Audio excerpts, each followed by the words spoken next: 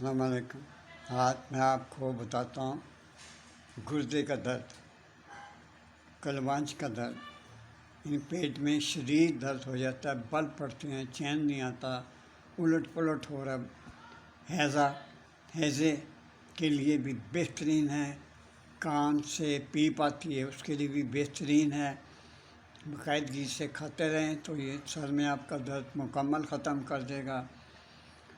کان میں شدید درد ہے، کان سے پیپ آتی ہے، جوڑوں میں درد ہے، گھٹنوں میں یا چلتے وقت آپ کو بہت تکلیف ہوتی ہے، تو یہ چیزیں ہیں۔ لیکن ان کو میں سختی سے کہوں گا، ریکویسٹ بھی کروں گا کہ بلڈ پریشر والے یہ نہیں کھا سکتے۔ پھر میں کہتا ہوں بلڈ پریشر والے یہ مت کھائیں، یہ بہت طاقتور ہے، یہ بہت طاقتور ہے، اس لیے بلڈ پریشر والے نہ کھائیں۔ اس کا میں آپ کو بتا دیتا ہوں۔ تخم جوس مائل لکھنے، آپ نوٹ کر لیں۔ تخم جوس مائل 1 تولہ، سونڈ 2 تولہ، ریون چینی 8 ماشا۔ ریون لکھتے کیسے ہیں؟ رے یہ وہ نون دال، آگے چینی لکھنے الگ کر کے۔ ریون چینی 8 ماشا، گوند بول 1 تولہ۔ ان کو مکس کر لیں،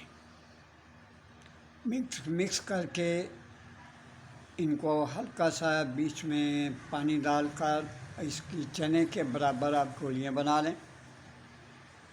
اگر گولیاں نہیں بنانا چاہتے تو صفوف 1 گولی کے برابر، چنے کی گولی جتنی ہوتی ہے اس کے برابر صفوف نکال کے خمیرہ مروارید میں مکس کر کے، تھوڑا سا خمیرہ مروارید یعنی 1 پوٹا لے لیں، اس میں اس کو مکس کر لیں۔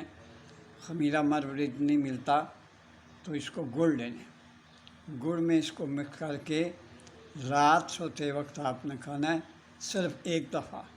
بار بار کہہ رہا ہوں، صرف 1 دفعہ رات سوتے وقت۔ پھر آپ اپنی صحت دیکھیں، آپ کی صحت کتنی بہترین ہو جاتی ہے۔ 2-3 دن آپ مسلسل کھائیں گے تو اپنے ہاتھ پاؤں دیکھیں، ان میں سرخی آ رہی ہوگی، صحت بن رہی ہوگی۔ یہ کھانا نہ چھوڑیں، چاہے آپ کتنے بھی صحت مند ہو جائیں، یہ کھانے سے بہت سے فائدے ہیں، میں آپ کو نہیں بتا سکتا، تو وہ آپ خود سمجھیں۔ عورتیں وہ نہ کھائیں، بابا جا مجبوری کھا لیں، لیکن وہ نہ کھائیں جن کو لکوریے کی تکلیف ہے، وہ نہ کھائیں۔ یہ اور بلڈ پریشر والے نہ کھائیں۔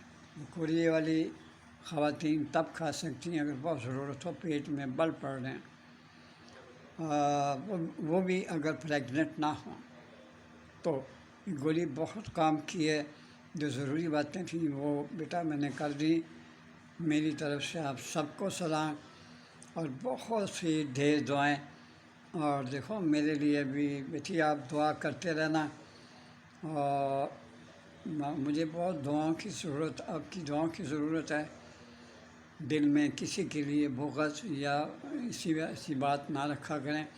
جو بغض رکھتا ہے، کینہ رکھتا ہے، یا جلتا ہے یا جیلس ہوتا ہے، تو اس کے لیے اللہ تعالیٰ بے پناہ اس کا رزق تنگ کر دیتے ہیں، انسان کو پتہ نہیں ہوتا۔